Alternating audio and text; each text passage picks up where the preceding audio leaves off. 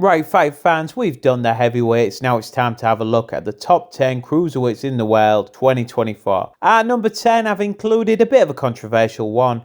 British and Commonwealth champion Isaac Chamberlain. Chamberlain has fallen short to the likes of Lawrence Okolie and Chris Smith, but he came good in 2023 when he outscored Mikel Lowell, who was previously unbeaten, to win those domestic titles. At number 9, I've gone with Mateusz Masternak. Masternak has been in with the likes of Jean-Marc Mormec, Tony Bellew, Yuri Kalinga, and Junior Dorticus. And in 2023, he proved he can still tangle with the big boys, as he was outscoring Chris Smith before being forced to retire with a rib injury. Russian Sozlan Azarabov is probably a fighter you've never heard of. The Russian cut his teeth in the brutal bare-knuckle fighting leagues in Russia, and he cracks the top 10 after just 5 fights thanks to his points victory over Alexei Papin, a long-time contender. Lawrence Okolie had a terrible 2023. He looked terrible in outscoring the highly obscure David Light over 12 rounds, and then lost his Cruiserweight championship when he was floored several times, had some points deducted,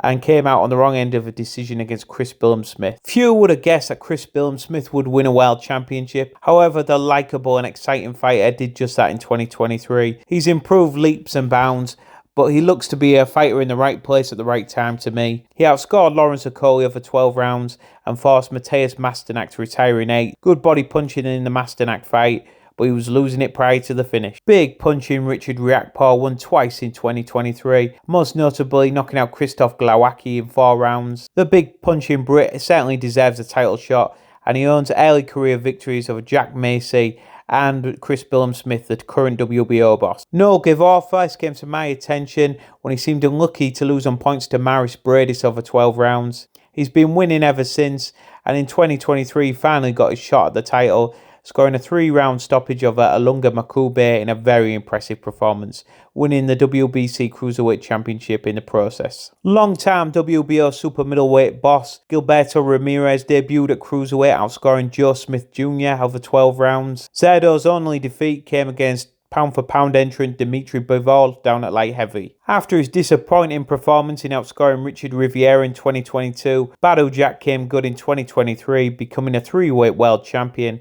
with a late stoppage over Alunga Makube to win the WBC Cruiserweight Championship. Jack remains a tremendous craftsman who's been in with them all, from Adonis Stevenson to George Groves to Nathan Cleverly to James DeGale. In at number 2, we have Latvian superstar Maris Bradis. Bradis, who's probably most famed for losing on points to Alexander Usyk over 12 rounds, a fight in which he pushed Usyk all the way.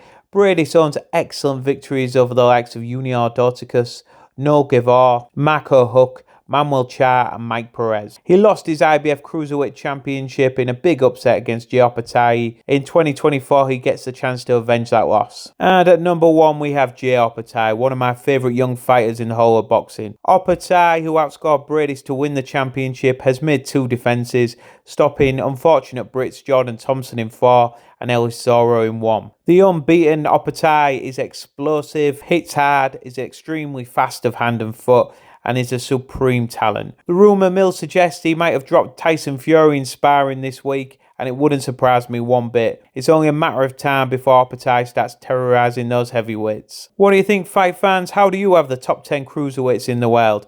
And don't forget to like and subscribe.